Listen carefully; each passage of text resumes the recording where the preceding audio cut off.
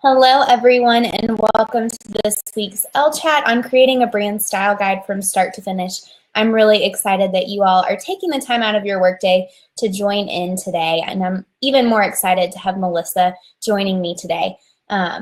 So I want to make sure right out the gate that you all can see me and hear me okay, so feel free to let me know in the comments. And feel free just to say hello in the comments anyway and tell me where you're tuning in from. Thank you, Naomi and Shay. Awesome. Thank you, Marissa. Great. Who's tuning in to an Ellechat for the very first time today? I want to know that in the comments as well. If you are tuning in for the first time today, I just want to show you around the window before we get started. Awesome. Laura, I'm glad you're here. Amber, I'm glad that you're coming back to Ellechat's first time in a long time. That's awesome. Great. Well, welcome to the Crowdcast window. I love using Crowdcast for these Ellechat's. A couple fun features before we dive into the content today. The first is the comment section. It looks like you all have found that already. And down below this screen is a question and answer section. So if you have any questions right now or maybe throughout the webinar, feel free to go ahead and ask them in that section. It looks like we already have 11 questions in there, which is great. But the cool feature about this question section is that you can vote questions up. And so if you read through them and you see, man, I can really relate to that question, I really want it to be answered in the last 15 minutes of the webinar, go ahead and give it a vote up because Melissa and I will answer them in order of the number of votes. So the top ranked questions will get answered first and so on, if that makes sense. But I'm really excited to have Melissa joining me today. She is one of my favorite designers. I love her design style. I originally found her through Jamie of Spruce Road. They work together. And let me invite Melissa on for just a second. Here we go. And she is one of my very favorites. She's been in business for about a year now, and it seems like her business has just taken off. So every time that I'm on Instagram and seeing her work and her brand style guides, they are beautiful. And so throughout this brand challenge that I've been doing for the month of February, I thought it would be really fun to invite her on and get her to share some of her secrets for that. And there she is. Hey. I'm here. Good to see you. Good to see you too. Thanks for joining me today. Absolutely. Is my sound coming through okay? Yeah, I can hear you just fine. Okay. If you all Perfect. let us know that you can hear the sound too in the comments, that would be great. Awesome. So I thought it would be really fun, Melissa. I usually start it off and invite you to tell your story, which I do want to hear about. But I also thought it would be fun to throw some random questions your way to get to know you a little bit better too. So, but first, tell us about how you started your business, then we'll get into this. Okay, I started my business a little over a year ago, so it was January of 2016, and I had been, I've worked at a couple different design studios and a photography production company, and then kind of everywhere I worked, I kind of just kept hitting a ceiling where it's like, I want to decide who I want to work with, I want to decide how I work, I want to, at previous places I kind of felt weird, like niching down and like specializing more in certain styles, and I always felt like my work was a little too feminine. I couldn't afford to be feminine because it needed to appeal to everyone, and then kind of just got to a point where it was like, you know what, screw it, I'm just gonna do the kind of work I want to do, and then kind of shoot for the kind of like freedom and flexibility that I was looking for as you know, like my husband and I are thinking about starting a family soon, and just kind of like building that flexibility in now is ideal, and just kind of like seeing what this takes me. That's awesome. I'm glad that you did. And so me too. You celebrated your first year of business. First, fun. I think these are fun questions. What is the biggest thing you've learned these past 12 months of business? What's the biggest takeaway? Because I'm sure a lot of the people who are tuning in here too have fairly new businesses or remember what it was like during their first year of business. So yes, there's so many. There's so many. A big one is to make sure you leave the house if you're working from home by yourself, because that was a problem for a while. But I'd say the biggest one is to that whole that quote that basically goes like, don't compare your beginning to someone's middle.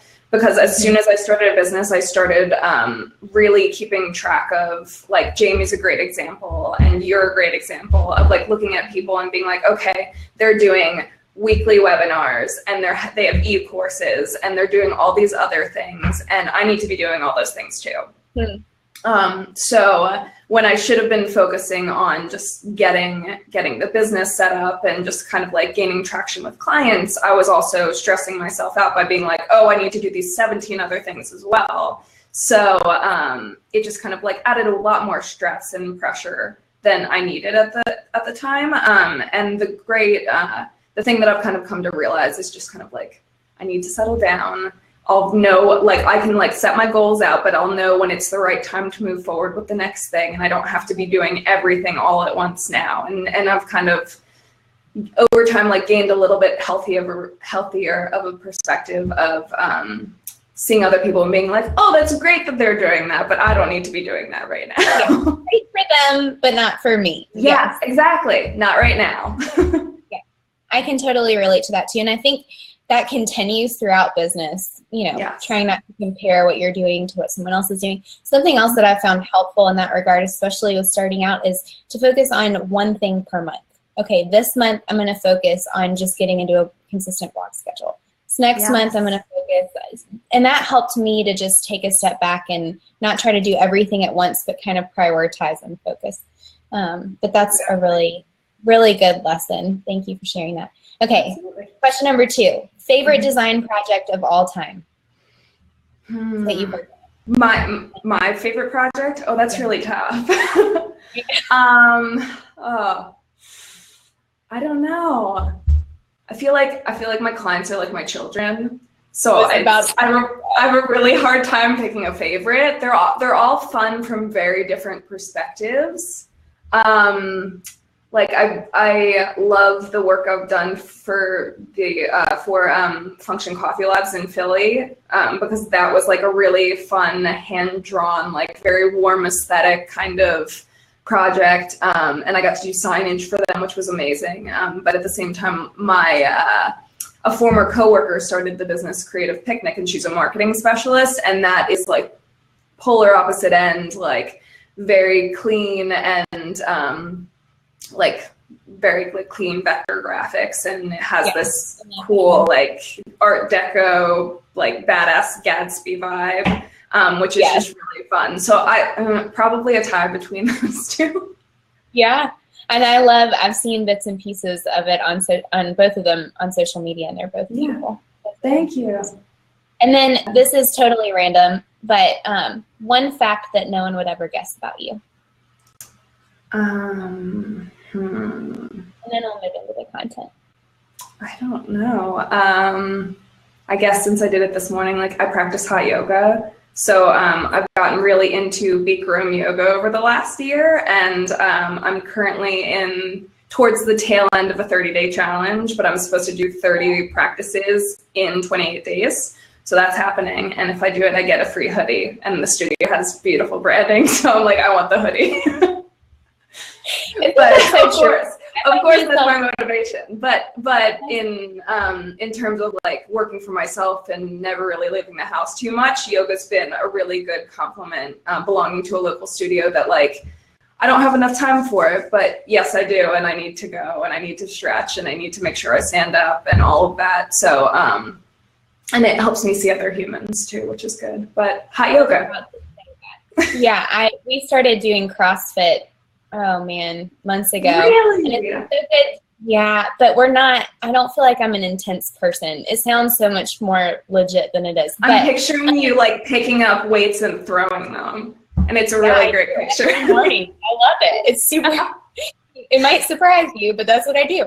And so it's been good just to get out of the house and see people during the day. So I can totally relate to that. And I'm guilty of buying products solely for the branding too, or getting excited about things solely for the beautiful branding like that hoodie. So that would be a good motivator. Yeah, we've talked about this before. My husband's in IT, so he's all function and I'm all, well, not like all form, but a lot more of it. So I was like even shopping for mics for like recording the e-course that I'm about to do. And I'm like being like, ooh, I like the white and gold one. And he's like, are you really choosing an audio thing based on how it looks? And I was like, have you been married to me for long? Do you know me? Really good decisions. I love it. Yeah. All right. Let's dive into content. Thank you for putting up with my random questions, but I thought it would be really fun. And I would have never known about your hot yoga challenge, so that's good. So we're going to talk about brand style guides, but for a lot of people, they don't know exactly what a brand style guide is. So how would you define the term brand style guide? What is it? I would say that a brand style guide, it's kind of like a visual inventory of all the assets you have to work with in your brand. And it gives you a record of the different logos, variations that you have, like different secondary marks that you might have to work with. And then it gives you additional references for things like color and typography. Like maybe if there are icons or patterns in your brand, it just kind of lays everything out that you have to work with for you and reminds you of what those things are and like what the values of them should be and even like best practices for using everything. Yeah.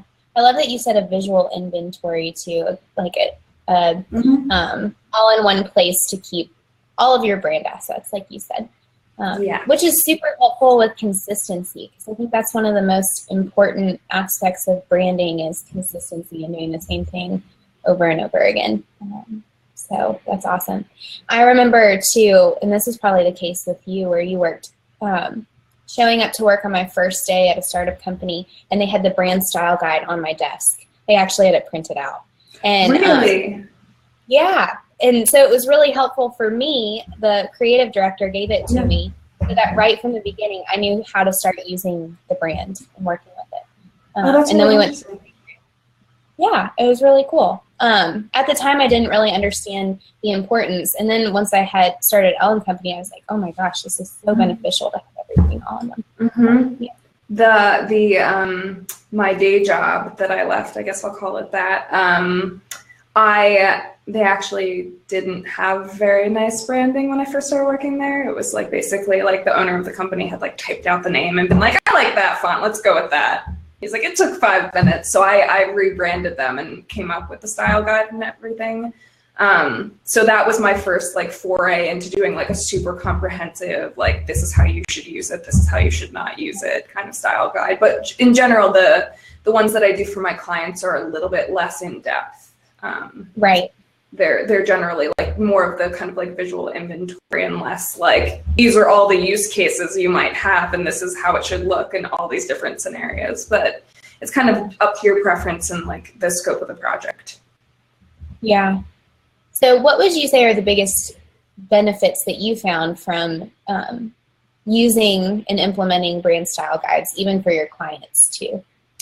I've found, first of all, it's just nice for your client to be able to like have that visual inventory, because sometimes when it's just a collection of folders within folders with different file names that they don't understand, they kind of forget what they have to work with, and they forget all of the rationale and all the brand strategy that went into creating the brand to begin with. So I like to include a lot of that in the brand style guidelines. So that way, when a client's looking back like months, years after you've created the brand for them, they can kind of remind themselves like, oh, right, I do have that secondary mark, which would work really well here. And this is why this illustration looks the way it does. Or these are why these elements are in these patterns, or maybe like these are why she created these different icons and the things that they symbolize. Right.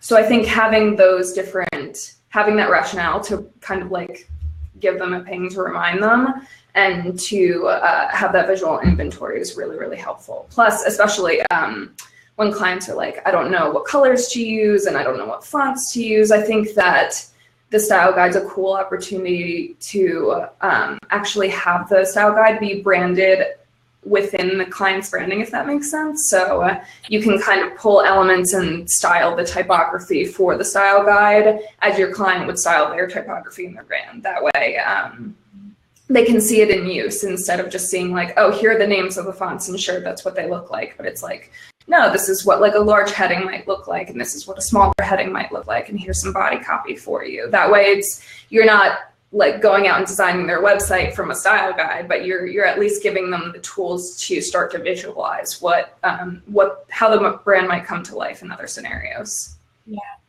I love that. I think too, the brand style guide kind of acts, I don't know, I think of a brand kind of like a system. I keep using this word system, but I can't think of a better word to describe it, where you have all these different components, fonts, colors, the different logos, borders, backgrounds, patterns, and the style guide gives you an opportunity to show what that equation looks like. Like plug this in with this and you get this result. Like that's kind of how I don't know, how I envision it functioning. So if my client has a question like, well, I need to go and design this that's outside of the collateral items. Here's how you can go about it. Here are the fonts, here are the colors, here are the sizes. So yeah, if that makes sense at all. Yes, agreed. Yeah, and I think, I'm sorry. I think thinking about a brand as a system is a really helpful thing, because I think a lot of the times it seems like it's so visual and you're just like drawing pictures for people, but it's really key for the brand to be usable. And I know like you do as well, and I really try to create kind of like modular brands for my clients. That way, like they have logos that work in different scenarios. That way they have something for when they have a more horizontal space versus a more vertical space. Because there's nothing worse than like a client being like, I love my logo, but it doesn't fit anywhere that I need it to fit. Right. If you can't use it, what good is it? Yeah, it's not there just to sit on your brand style guide or brand board. It's not just like a pretty ornament for the top corner of your website. Right, exactly. Yeah, that's part of it, but that's not everything. Yeah. So what programs do you use normally to create the brand style guides?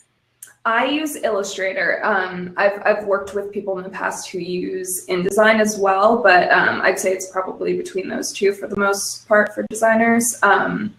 But I use Illustrator. I actually use a template that, if you guys have ever heard of Sidecar, or made by sidecar.com, I'll throw that in the chat.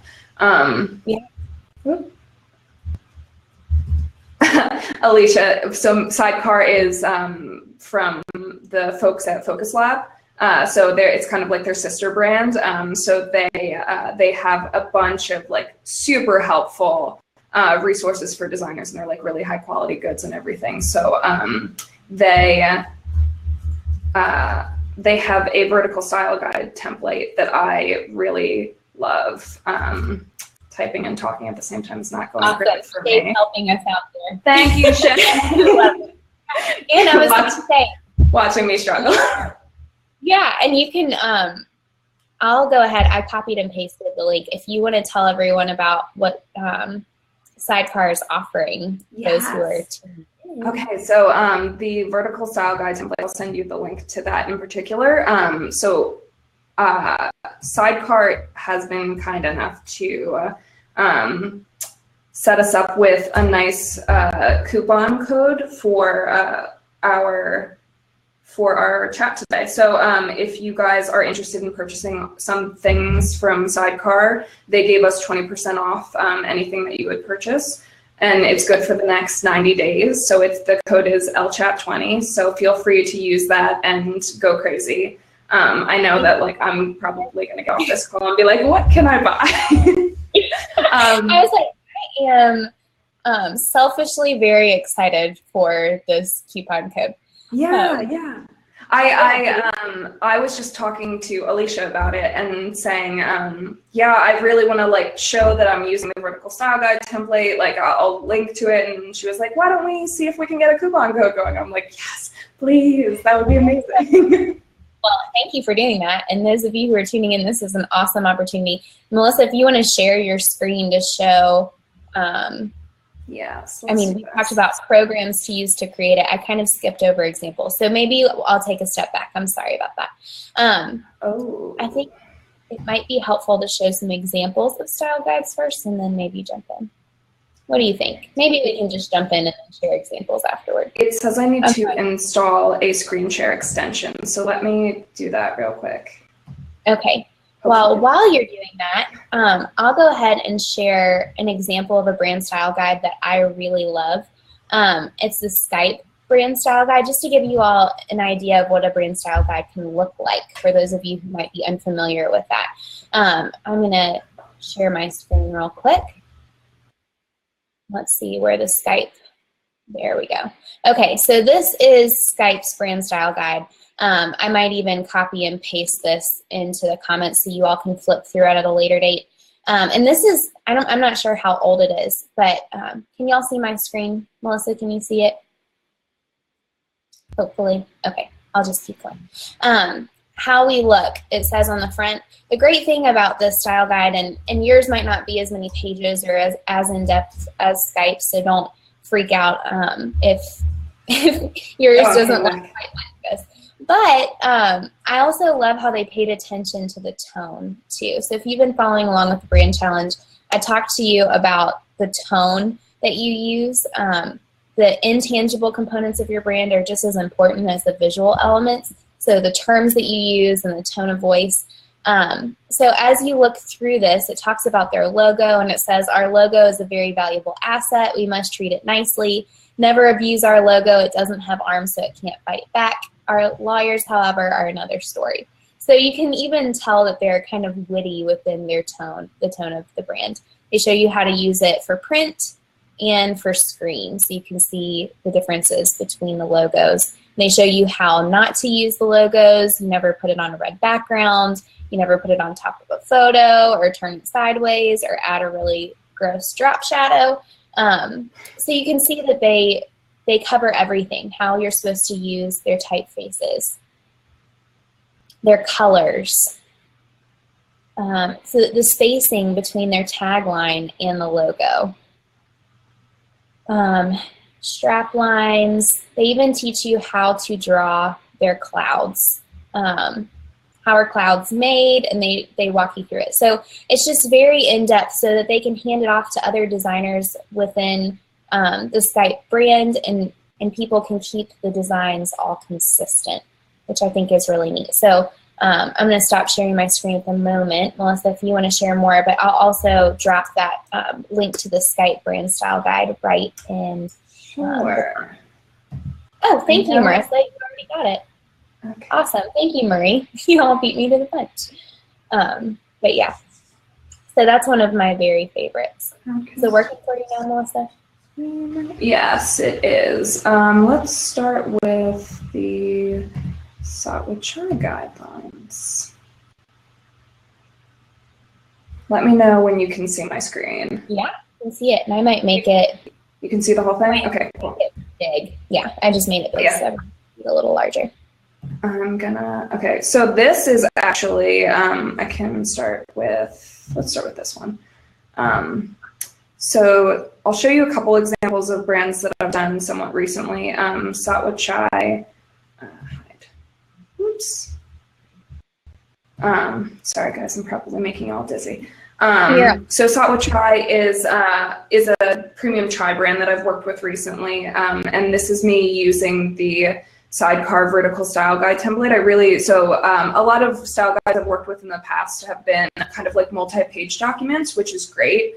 But when I first heard about this, I really liked the way it pulled the whole brand together into like a unified one page, one document. Well, it's obviously one document, but one page span where it kind of took you through like panel by panel and just kind of laid out all of the brand elements for the client, and just made it feel a lot more unified since it all existed together within that one page. Mm-hmm. So it kind of takes you through at the top the mark, and then the one of the secondary marks with the pattern behind it, and then we get into the logo and the marks.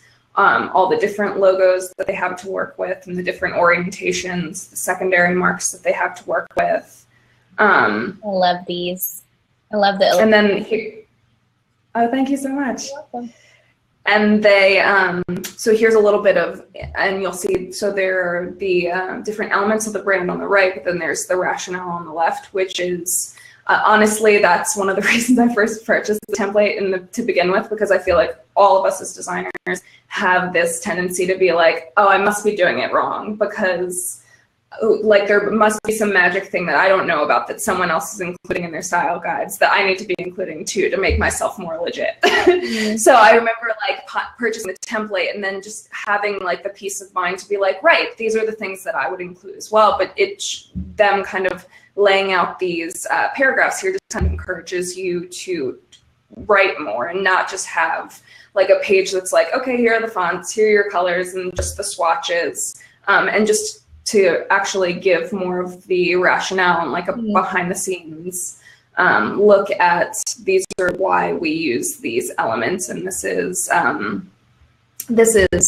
what they signify and all of that. So yeah, this is an example, like I mentioned, of integrating the different brand elements together. So this is one of their custom illustrations. This is like a lesser heading style, like kind of like a heading 1 style, and then some body copy with some of the other hand-drawn elements. And then the way that it goes into typography is really helpful. I find that it just kind of shows the logo with some different typography styles and tells you what the fonts are, but it also kind of gives some background to like when the fonts were created, what they were inspired by, and just kind of shows you how they should be used instead of just these are what they are.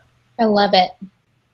Yeah, and same thing goes with color. So you've seen that throughout this document, but it's shows you which are the key brand colors, what the different values are for all of them. So you know, the hex, CMYK, RGB, and the Pantone values, and then tricky ones for gold, of course, because we got to have the matte one and the metallic one. Yeah.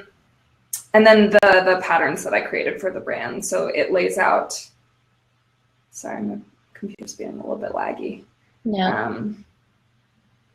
But it lays out the different patterns that we created based on those hand-drawn illustrations. These are illustrations of the natural form of the chai ingredients, by the way. So there's cardamom in here, there's black pepper, there's ginger, and basically what those plants look like in their natural form, and creating those into like a really organic, kind of like wonkily placed pattern where it feels handmade and it feels kind of human, which was the whole impetus of the brand, to make it feel not just like cold and digital. It wanted that warmth and to have it feel like a person made it, which is why there's a lot of like irregular spacing in all the patterns, and all the hand-drawn elements have that really like they feel hand-drawn.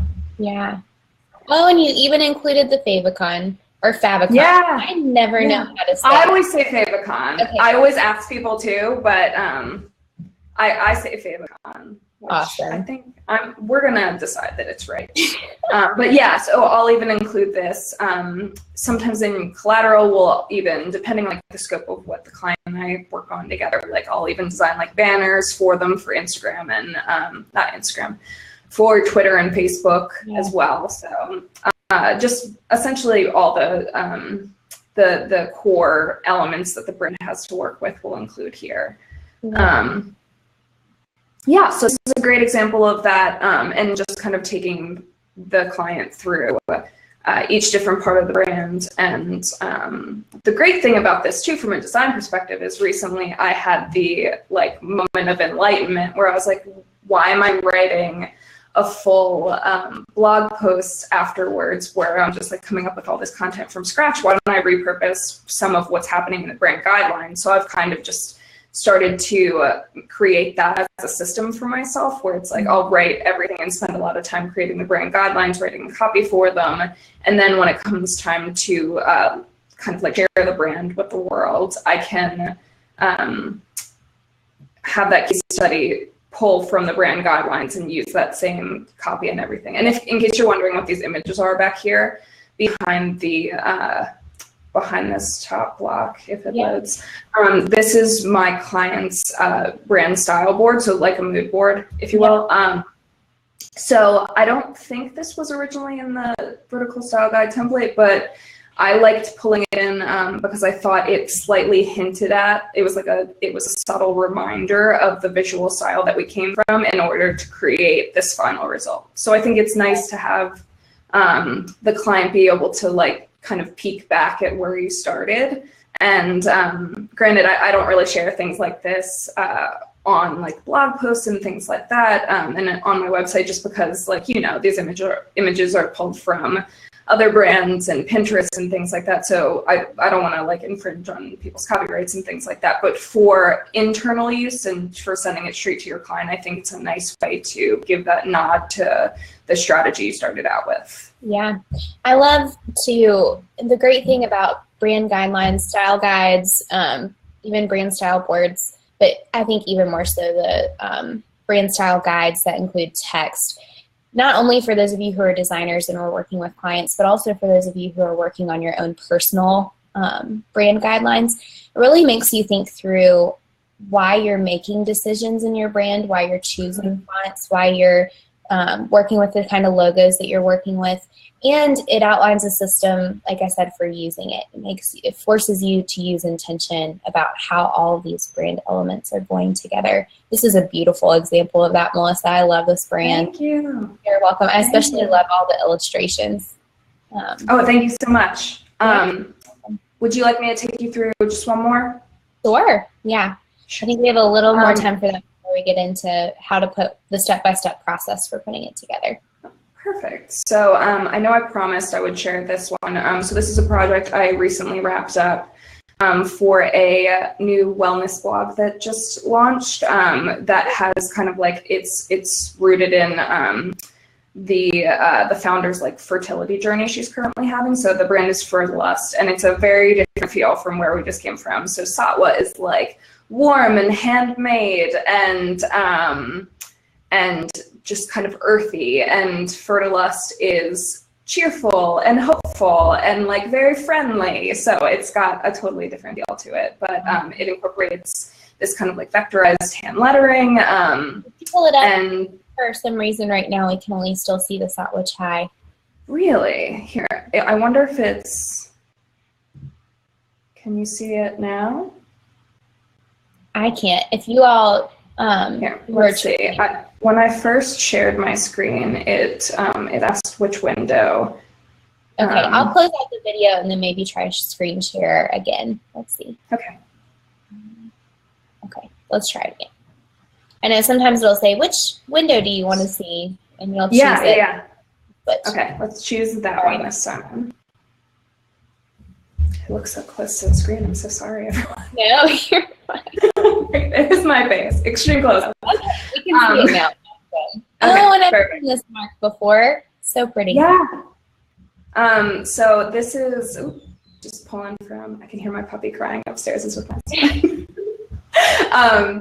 but this is a totally different feel. So this is all lettering that I kind of like hand sketched and then pulled into Illustrator and then vectorized from there. So it's created in like that very smooth vector kind of way. And then this mark has like a whole lot of rationale behind it, where a quail is a symbol of love and abundance, and an orange is the symbol of fertility. So it kind of happened where I was like messing around with like organic natural elements, and then and that feeling of like freedom that the bird represents, and then came across that I could do both at once. And it was the kind of that aha eureka moment that happens after like maybe a few 8-hour days of just banging your head against a wall. Yeah, I can relate to that. It's gorgeous. Yeah. I love it. Thank you so much. So it's something I'm really happy with visually, but it's just got that that rationale and the like symbolism behind it, that like the meat of the brand, that I'm really happy with how it turned out. So they've got a couple different things going on. So there's like the brand descriptors up here, which say the kind of feeling that the brand should evoke. So it's authentic, encouraging, or fun and playful.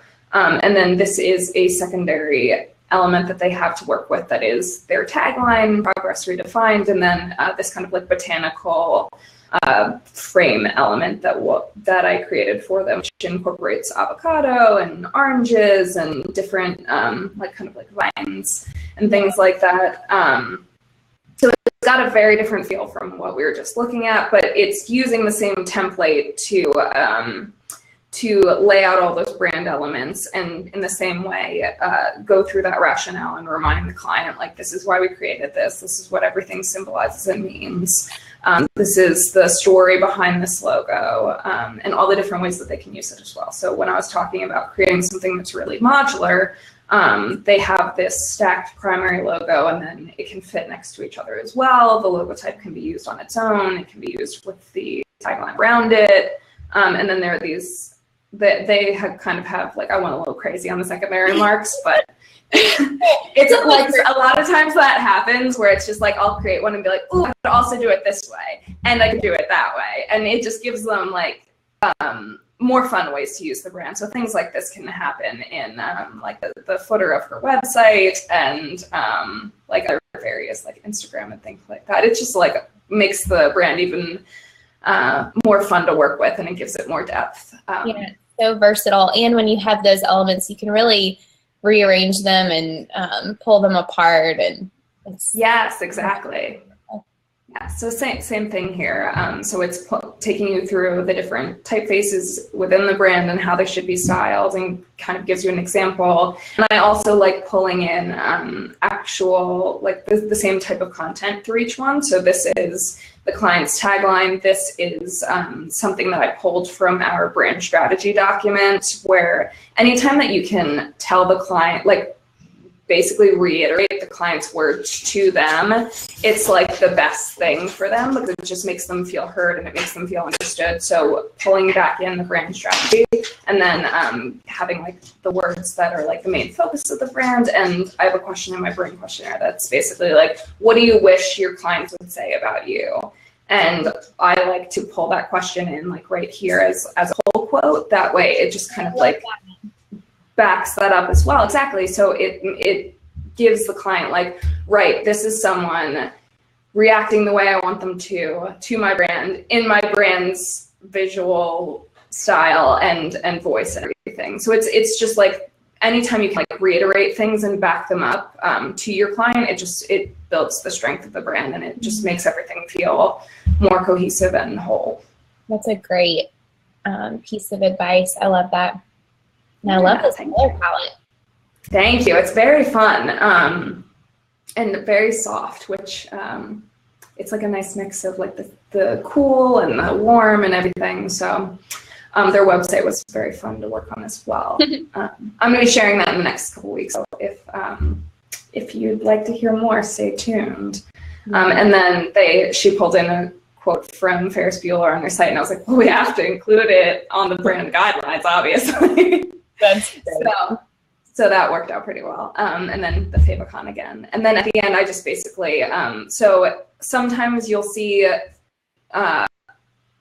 with brand proofs, those are more branded for me. So my logo is on the front of them, and then within the actual meat of the document, it's more for my client. But on the cover, it's more letting them know this is coming from my brand.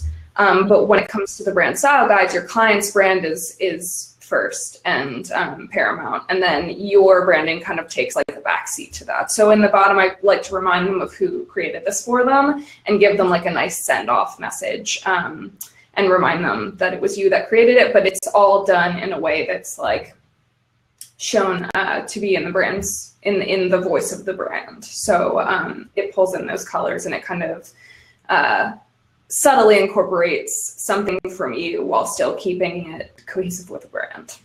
Yeah, I love it. Those are great examples. So how can the people tuning in create their own beautiful style guides just like this? And you said too that this was that template. Template. Both of the ones I just showed were created based on the vertical style guide template. I did do some customization like with the styles of things to make it a little bit more cohesive with my brand. And like I said, meant pulling in those images behind this top area. Yeah. But for the most part, it's pretty much how it was when I bought it. But I would say that you should find either like create a template for yourself or find one online that you like to use as a starting point, and then make sure it has all the things that you need it to have. So make space for showing the brand working, as well as laying out that kind of visual inventory that we were talking about. So the logos and any secondary marks, your color palette, and all the values, all the corresponding values for the colors as well, which is really helpful for your clients to be able to go back and reference. Because even if they don't know what it means, they're gonna be like, I want this printed on stainless steel cups, and I need to know the Pantone for that. The person asked me for a Pantone, I don't know what that means, but do I have one? And then they'll be able to look at the brand style guide and be able to see that. So anytime you can give them that information and provide that background is great. So you definitely want to just make sure it includes everything that you need. And then I would say while you're creating brands, to just have fun in the moment, just test things, and don't immediately try and pull it into brand guidelines and be like, oh, which fonts need to be here and everything. I think that like the brand creation part of the process is like more about playing and experimenting and seeing what works, and kind of like visualizing like, okay, if they were going to use this on a social media banner, what would it look like? What feels like a good type hierarchy? Where what balance of the colors feels right? And then once you've created that, you have like a basic idea of how those systems, like Lauren said, would work. Then you can kind of start pulling them into the brand guidelines and kind of like giving a voice to that system. So explaining how it'll work and visualizing that. I think it's helpful. I just rambled a lot. I hope I answered your question. No, you did. I was just going to say, I think it's helpful to always be keeping a record of, the fonts you're using and the colors you're using, but I usually wait to do the brand style guide until right at the end of the project. And that's when I pull everything together and just kind of explain it. So I've been working on it. It's been coming together through the entire project, but I don't pull it all together in a style guide until the very end to explain everything. I don't know if that's the but so you have 4 steps. Good. You have 4 steps before I want to leave enough time for questions, but 4 steps for putting a brand style guide together. So will you walk us through this? Yes. How can you help me? How do I stop sharing my screen? Oh, did you? No, I took it off. So you're good. Okay, I've been here all along.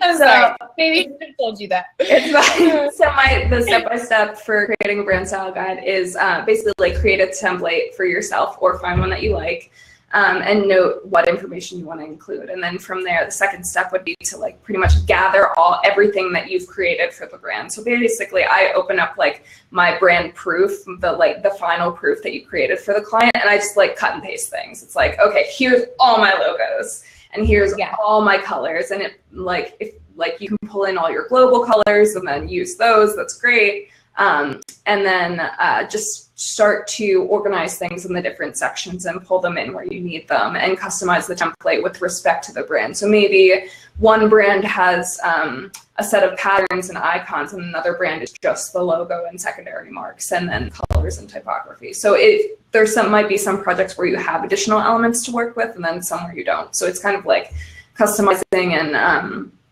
adjusting based on what you have to work with. And then the last step is kind of just to balance your own brand with your clients. So again, remembering that your brand takes a back seat when it comes to the brand style guides, because it's great to remind them of who created it for them and to give them like a nice send off and a nice note. But it's really about giving your client a tool that they can reference back on to know their brand rationale, know the different elements and the values of those elements, and to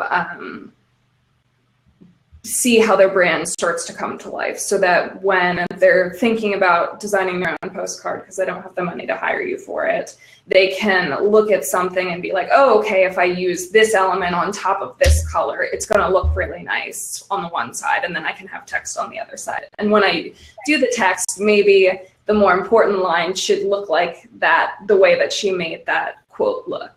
So it starts to give them an idea of how everything should be used without designing everything for them just yet. Yeah. So those steps were, number one, create a template for yourself or to find one. The one we shared with you would be a great option for those of you who are just creating your own brand style guide. Maybe you've been following along with the brand challenge and you're not a designer and are intimidated by it. So that's a great place to start. And then gather all your brand assets. Those of you who've been joining in the brand challenge, again, you should already have all of those created by this point of the process. And then customize your template and then balance your branding. Is that right? Yes. And then, so I didn't mention this as much, but for my clients, I do the vertical style guide template because it's not building out a whole usage system for the brand. But if you are going into something more like that, you can, I believe Sidecar even has this template that's a printable style guide where it's pages instead. And if you are going more into depth, you can't just have like a vertical style guide that's going to be like years long. So you're going to need to break into pages at some point if you're going to be showing like usage cases, if you're going to be talking about like voice and tone, if you're going to be showing all of that. So there's like a fine line. It depends on the depth in which you're going. But what I've been doing for my clients is a great starting point. And then if the brand starts to grow and they want to come back to you for something more in depth than the multi-page kind of like brand book, it's a good way to go. Yeah, that's a really great option. Thank you. Are you ready to take some questions? Sure. Try to take on as many as you can in the next 14 minutes. We'll be respectful of your time. Okay, so Marie asks, hi Marie, thank you for joining in today. She says, I'm a designer. I'm totally capable of all of this. I've made dozens for clients, so why is it so darn hard to make up my mind and stick with it from start to end? How do I prevent reinventing myself every 2 to 3 years as something new inspires me? I'm already thinking the answer is I haven't found the right look yet. That when I do, I'll want to stick with it, but how can I be sure? Do you find yourself ever wanting to edit own company or your site, Melissa, ever? Or your brand, rather. So there's a lot in there. Do you ever get fed up with your brand and get the itch to change it? Absolutely. I think that for all of us, it's always hard to design for yourself, first of all, because you like everyone says to take yourself through your client process, but like, if we're honest, a lot of us haven't done that. I know that when I was starting my business, it was like, I need to get this done. I need to get this out there. So I did it pretty quickly and I didn't put as much thought and everything in it as I wanted to. So I have it on my like lengthy to-do list to like readdress certain things to my brand and build it out a little bit more. But I think at the same time, it's not having the right look, but at the same time, you're constantly in front of your brand and you're constantly using the elements. So it's easy for it to feel stale for you, but just remember that like you still love your client projects because you don't see them every day. And certain brands out there that you see, like if you love another designer's work, you love it because you only see it so often. So it's like a special treat when you see it and you're not as in with the different elements as you are with your own brand. So it may feel stale for you, but the odds are that it doesn't feel stale for other people. But you should definitely be really, really pumped about it at first. So if you haven't found that, like, I love this look, then definitely keep working on it or hire someone. Yeah. I don't know about you, Melissa, too. When I was going to design my own brand, I love color, and I find it hard to make color decisions. And of course, it depends on your audience and the types of people that you're trying to attract. But I was like, okay, I'll go with a black and white logo, and then I'm able to add color in to blog post graphics and things like that. So I have some like recognizable brand colors, I guess, but the logo itself is just black and white and classics that I can mix it up occasionally with color. And sometimes, like, I've been using this color green. This is a coincidence. But more and more in my branding, it wasn't an original brand color.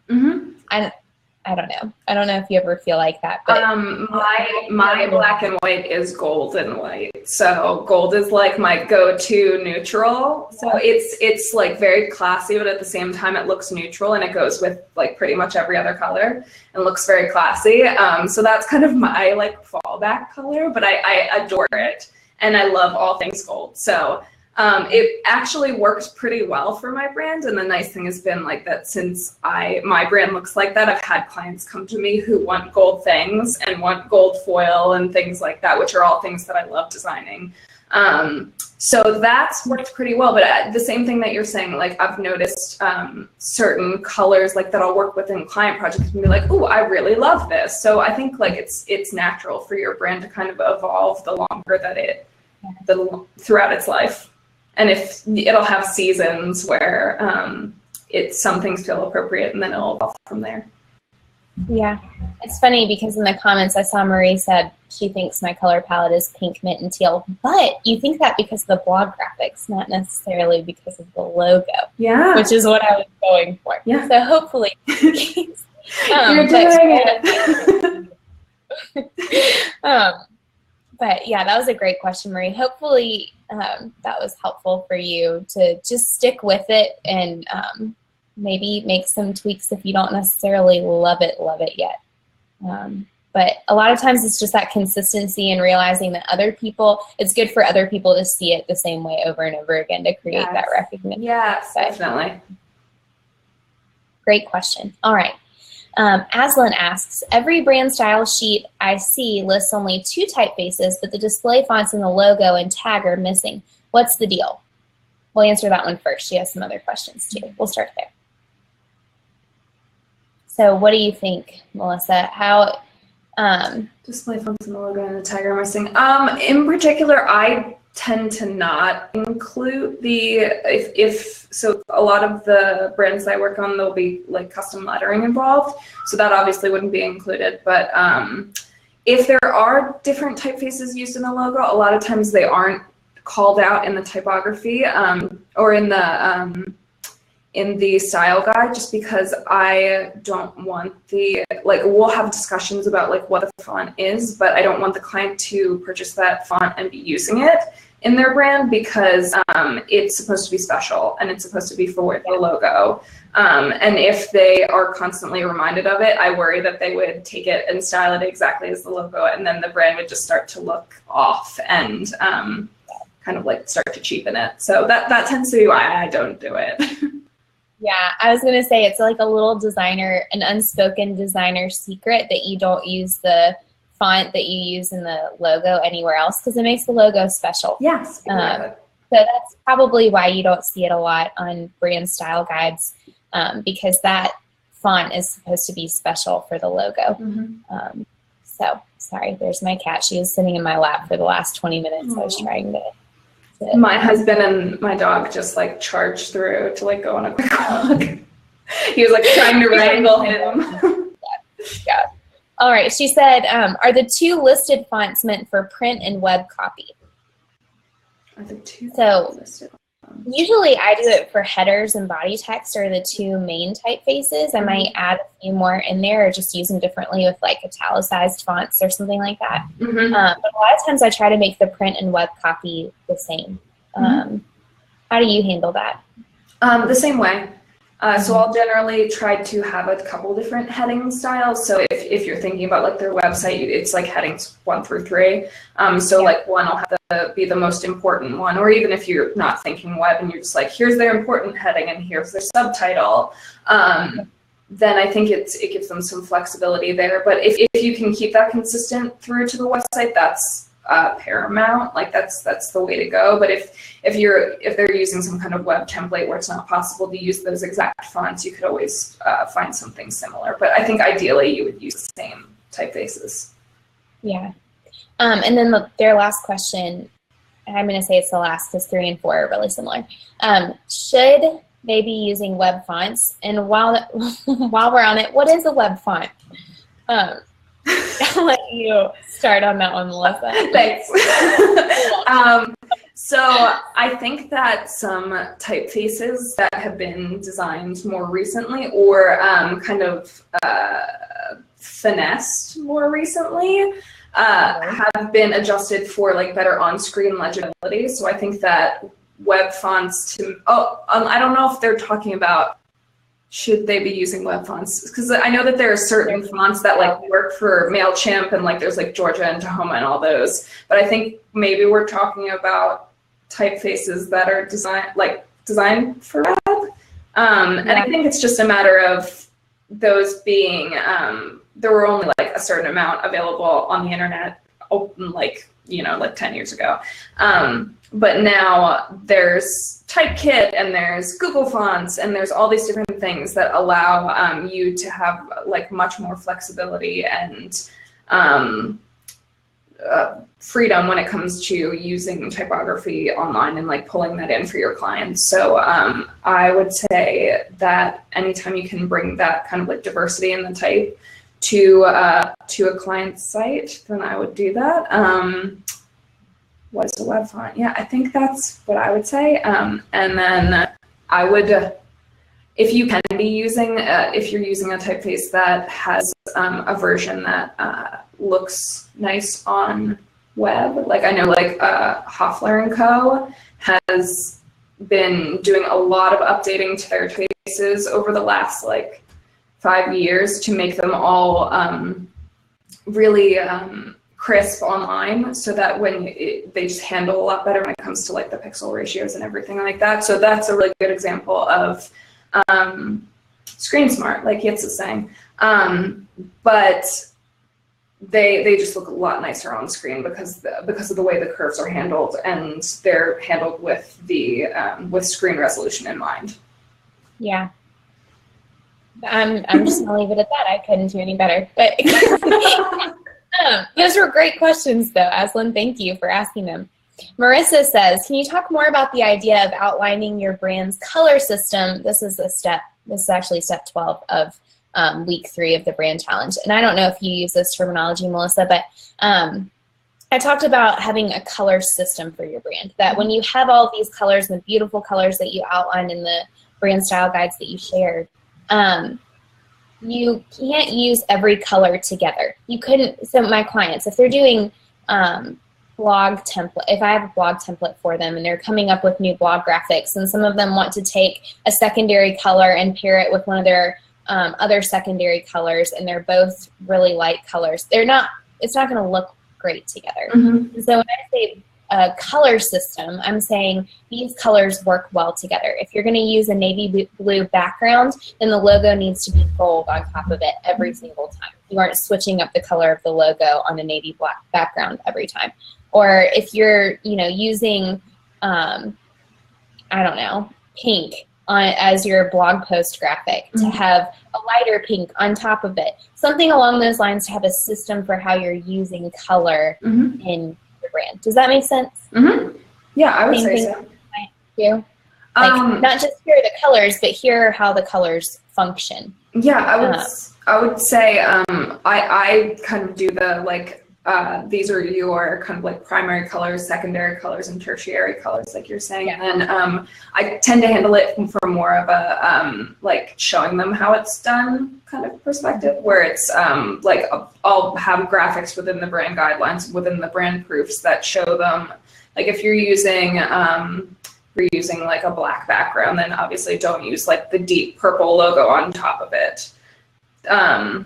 So instead, like these are the different colors that would pair well together. Like use this taupe instead, and then have the like BlackBerry logo on top of that, and things like that. Yeah, mm-hmm. That's what I meant by the color system for your brand. Think about how you're pairing colors. Your whole brand should work as a system, but within that, what colors are pairing together. Mm-hmm. Because a lot of times, like you said, a lot of clients are coming to us because they aren't design savvy and they don't know how to do it for mm-hmm. themselves. And so a lot of times they'll go to implement their brand and they'll choose, a dark color on top of another dark color. And you're like, you can't read this. Mm-hmm. This doesn't work. So outlining, color pairings and things like that with your brand. Oh yeah, that makes sense.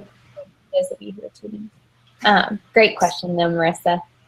Rachel asks, what is the difference between a brand style guide and a brand board? I feel like those terms are often confused with each other. That's a good question. It's the last question we'll do. We're coming up on the hour. Do you want me to handle it, or do you want to? Yeah. Okay. Go ahead. The difference between a style guide and a brand board. I would say that the style guide does everything that we've talked about it doing, like being that visual inventory for your client and dipping into like the rationale and showing your client how the different elements are used. And it can even go into like usage guidelines for like how not to use it, don't stretch the logo, don't put it on top of a photo in black, and that kind of thing. As far as brand board, I could imagine that meaning two different things. So I tend to call the mood board a brand board sometimes, where it's like a style board where it pulls in the different inspiration that leads to the brand style in the forefront. But I've also seen a kind of simpler version of the vertical style guide we've shown you today, where it just kind of like lays out all the different elements, but not in as much detail. So there would be just like, these are like circle swatches of the brand colors, but we're not going to tell you the names of the colors or any of the values of them. And these maybe like are the brand fonts, but we're not going to show you how they're used. And it might have like a couple inspirational images, but it's just basically a more simple, less in-depth style guide. Yeah. That's what I normally do, is the brand style board. That's what you would see in a blog post or something like that. That's usually what's shared on Pinterest. Mm-hmm. But then the brand style guide is for my clients. And like you said, much more in-depth. That's where I share how to use everything. So that's what I would say the difference is. The brand style guide is much more in depth. It might be pages that you flip through, like the Skype brand style guide, or the vertical style guide template that Melissa shared. And then the brand style board is just one image with, it's kind of the brand at a glance, but it's not explaining how it's used. So that's usually good to share on social media, on your blog, that kind of stuff. But great question. Awesome. Sorry that we didn't get through all the questions today, but hopefully you all found this webinar helpful. Thank you, Melissa, for joining in today and sharing. Absolutely. Thank you for having me. Yeah, and your beautiful brands. And also, Melissa, we have you want to explain the link below, the call to action button down here? Oh, sure. So I share every other week. I share blog posts on my site where I give brand insights and share like recent work and share the process behind creating it. And we'll give it's like a range of business topics to like work-life balance advice and brand inspiration, and then new work and process details from me. So it's like it's a solid mix of like designery branding details mixed with like work-life self-care balance kind of things. So if you're interested, you can sign up for those emails. They come every other Tuesday morning, and I would love to have you. So yeah, hopefully I'll have some like valuable insights to share with you guys, and I appreciate everyone tuning in. Yeah, thank you, and yeah, be sure to sign up for that. I loved even today just hearing your behind the scenes process and everything. I find it fascinating to learn how other designers do things too. So thank you for taking the time to share with us today, Melissa. It was fun to have you on. Yeah, absolutely. Thank you for having me. And to answer Shay's question, I'll hang back in the chat and answer a couple of the other ones. Awesome. Thank you for doing that. I appreciate it. Yeah, absolutely. Awesome. Well, thank you all for tuning in today and taking time out of your workday to join in. We will not have an Ellechat next week. I'm actually going to be out of town, but the following week we'll pick back up with the regular Ellechat routine. And so, yeah, hope to see you in another Ellechat on a Thursday at 3 p.m. Eastern Standard Time sometime soon. Thank you, Shay, for saying hope you have a good trip. I will see you all soon. Thanks for tuning in. Bye, guys.